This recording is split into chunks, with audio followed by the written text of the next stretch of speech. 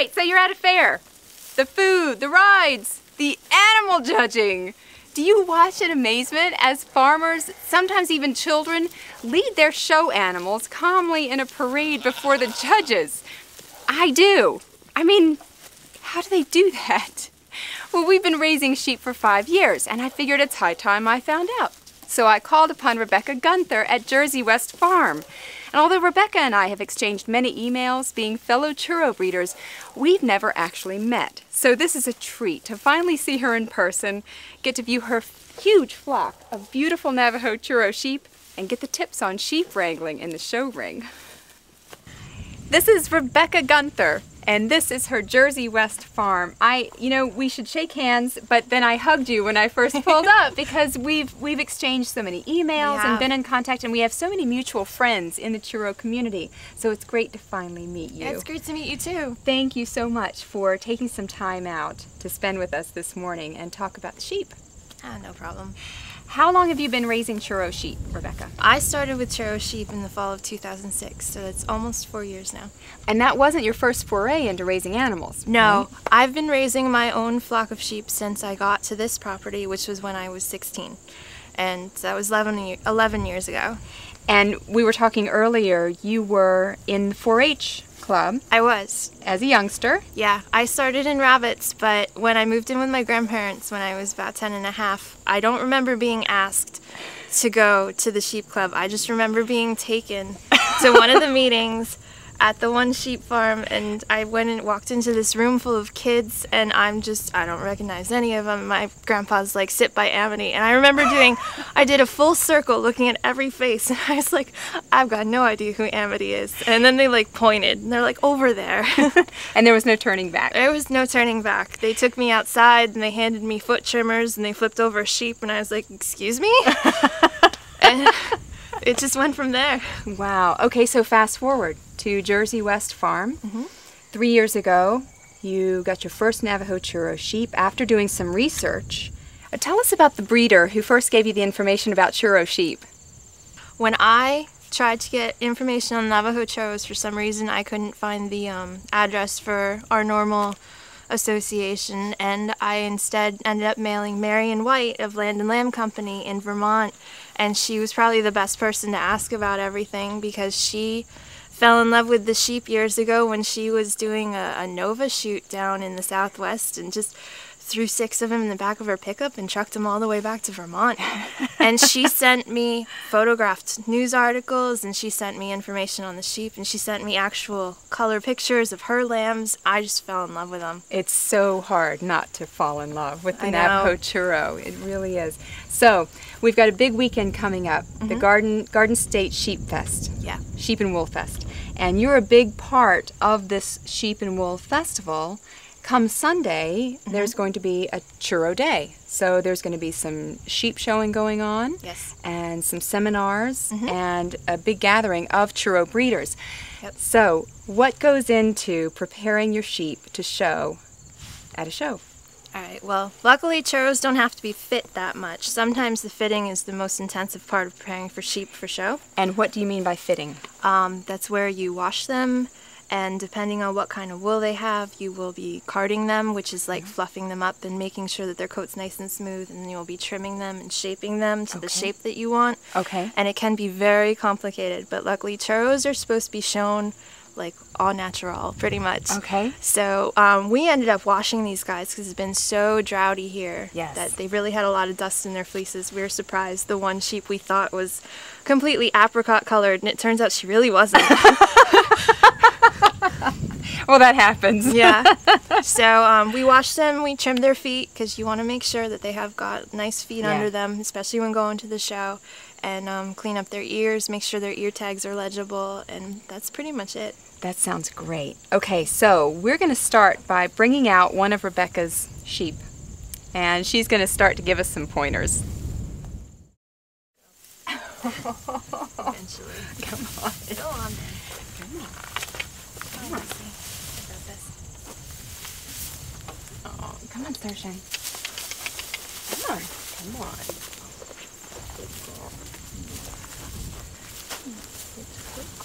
Good girl. So you typically keep the sheep on your right side. They learn to stay on your right. Yes. Sometimes the hardest thing to learn is how to put on the halter properly. Okay. You've got a fixed strap. That's the nose piece here. Yeah. That just doesn't change length. And you've got two pieces that do change length. Right. And you've got the part where the halter pulls through at the end, and you've got the lead rope. Okay. What you want is for the strap to first go up around the ears, and then pull tight under the chin. Okay. Okay. So that when the sheep decides to struggle, it'll tighten under the chin. Okay. Okay. And is there, I've seen people in the show ring that have, like you have, one foot in front of their front shoulders. Is that to prevent them from bolting? When you're showing, the judge is going to come up and feel the sheep. Yeah. And you're going to need to be able to support the sheep when they do that, and also keep the sheep from running away. Okay. So you will put your knee in their brisket, like so, and the sheep will lean into you. Because there's a nice flat spot down here at the bottom of their neck. Yeah. And that's how you support them when the judge comes to feel them. It makes them tense their muscles up so that they feel more muscled. And it also keeps them where they're supposed to be. And what is the what are they looking for when they feel the back? They'll be feeling along for muscles. You'll have a muscle that runs on either side of the spine that they want to feel that's filled out. Okay. They will feel it like this. This is feeling for the loin, which goes between the last two ribs to the hip bone. Okay. They want to see how long that is. They want to see how wide it is.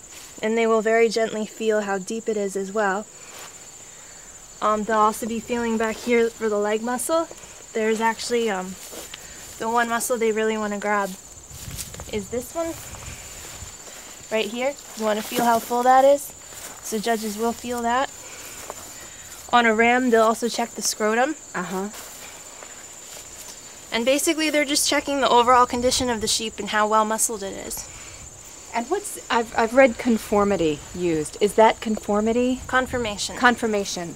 Yeah, that's part of it. There's also the basic structure of their skeleton is part of confirmation. Okay. And you mentioned something earlier about the feet. You want to keep the feet clean and show that they have clean feet. Yep, you want to make sure that your feet are nicely trimmed so that they end up nice and square. Because you will have problems with the conformation of the legs. You want them to be nice and up on their toes. Yes. Sometimes this part will be closer to the ground. They'll kind of lay back on them. It's called down on the pasterns. That's not a good thing. So it would make the sheep walk differently then? Yeah. Okay. Pretty much, it doesn't really matter in like hobby flocks that much, but if you have a sheep that needs to cover a lot of miles every day to get all the feed it needs, when they've got problems with their feet and legs, it's really not going to help them. Interesting. Okay. What about the face, Rebecca? Are they concerned at all with the face, the teeth, the jaws? A lot of times the judges will check the teeth. Usually they're wanting to see how old a sheep is, because a sheep will be born with 8 small teeth, and then each year the yearlings will get 2 new teeth in the middle that are nice and big, and the next year the next 2 outer teeth will come in nice and big, and the 3rd year they'll get the 3rd set, and then 4 years and older all of them will be the large adult size.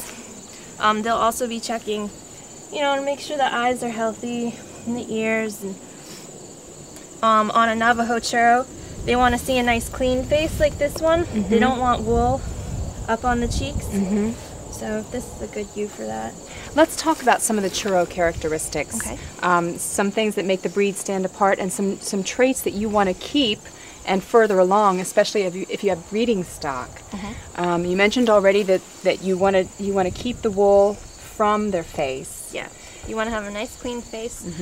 If you can get them, you want nice clean legs as well. Meaning not woolly. Right. The belly wool should be short or even clean like the legs. Clean bellies are pretty rare these days, but it should at least be a lot shorter than the main fleece. Okay. Because Navajo-Churros are going to be judged on their wool characteristics as well as their body, you definitely want to think about the fleece. You like to see luster? This one is actually named Glossy Girl because she is so incredibly shiny. She is. And that's really just, she's got a beautiful luster for a churro. You're also going to have a double-coated fleece, which is pretty rare. You'll have the outer coat that's almost hair-like. Right. And then you'll have the inner coat of wool. So you can see it gets thicker as it goes down. Right. And the outer coat grows longer than the inner coat. And that's how you get this nice drape going on the sheep. Right. Churros are also supposed to have no crimp in their wool. Yeah. So you want to see that it's nice and straight and doesn't have any tiny little crimps in it, like almost all the other wool in sheep does have.